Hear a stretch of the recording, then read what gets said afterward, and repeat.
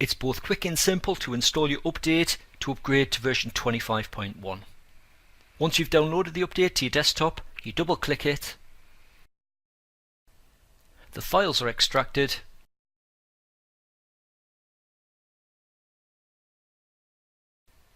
your PC is checked to make sure it meets the system requirements, and then the software license agreement appears.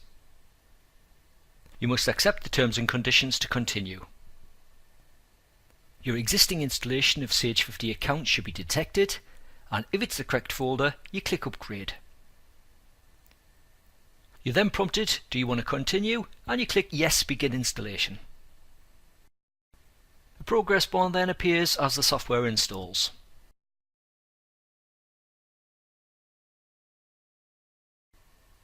Once installed, the software automatically checks for any further updates.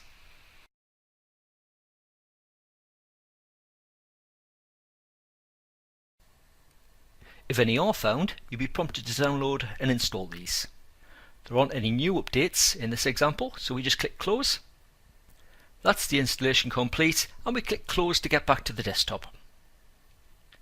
As you can see, it's quick and simple to install your update to version 25.1, and you should now refer back to your Help Center article for details of the next step.